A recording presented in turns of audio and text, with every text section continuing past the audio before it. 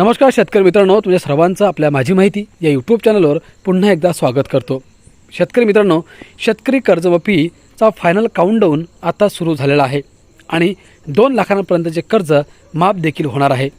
पण या ज्याच्या अटींचे काय तर मित्रांनो, हे 2 लाख रुपयांचं कर्ज शेतकऱ्यांना माफ होणार आहे, परंतु त्या अटीचं काय करणार, ज्या अटी आता सरकारने याच्यामधल्या घातलेल्या आहेत।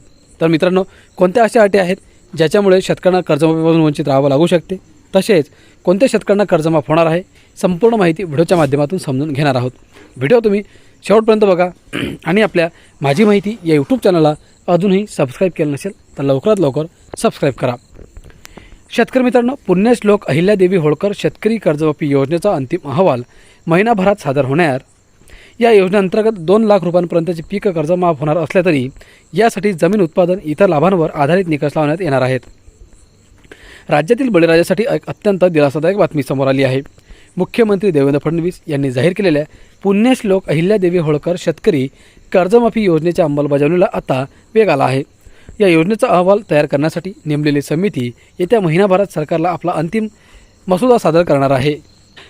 या योजनेअंतर्गत 30 सप्टेंबर 2025 पर्यंत थकीत असलेल्या 2 लाख रुपयांपर्यंतच्या पीक कर्जाला माफी देण्याचा ऐतिहासिक निर्णय घेण्यात आला आहे। मात्र ही कर्जमाफी सरसकट नसून ती विशिष्ट निकषांवर आधारित असणार आहे। माजी सनदी अधिकारी प्रवीण परदेशी यांच्या अध्यक्षतेखालील समिती सध्या कर्जमाफीसाठी पात्र शेतकऱ्यांची यादी आणि निकष ठरवत आहेत।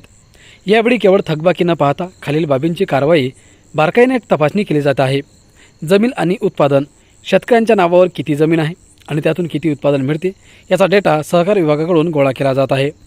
इतर योजनांचा लाभ, केंद्र आणि राज्य सरकारच्या इतर आर्थिक योजनांचा लाभ संबंधित शेतकऱ्याला मिळाला आहे का याचीही पडताळणी डिजिटल माध्यमातून केली जाईल। नैसर्गिक आपत्तीची मदत, ज्या शेतकऱ्यांना अतिवृष्टी किंवा दुष्काळ निवारणासाठी सरकारी मदत मिळाली आहे त्यांचाही डेटा या प्रक्रियेत विचारात घेतला जाणार आहे। ऊस उत्पादक शेतकरी, साखर कारखान्यांना ऊस पुरवठा करणाऱ्या शेतकऱ्यांना वेळेत FRP मिळते का याची माहिती घेऊन त्यांना त्यांचा प्राधान्यक्रम निश्चित केला जाईल।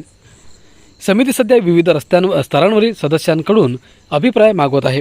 एकदा का हा अहवाल सरकारकडे सुपूर्द झाला की लाभार्थी शेतकऱ्यांची अंतिम यादी प्रसिद्ध केली जाईल। यामुळे खऱ्या अर्थाने गरजू आणि अल्पभूधारक शेतकऱ्यांपर्यंत या योजनेचा लाभ पोहोचवण्याचा सकारात्मक मानस आहे सरकारचा मानस आहे। महत्त्वाची बाब म्हणजे एकाच शेतकऱ्याला वारंवार विविध योजनांचा लाभ मिळतो का हे तपासण्यासाठी यंदा विशेष फिल्टर लावले जाणार आहे, जेणेकरून पारदर्शकता टिकून राहील। नंबर 1, 7/12 कोरा झाल्यामुळे नवीन हंगामासाठी कर्ज मिळणे सोपे होईल। नंबर 2, कर्जाच्या विळख्यातून मुक्त झाल्यामुळे शेतकरी आत्महत्यासारख्या घटनांना आळा बसेल। नंबर 3, आर्थिक स्थैर्य मिळाल्याने शेतीमध्ये आधुनिक तंत्रज्ञानाचा वापर वाढेल।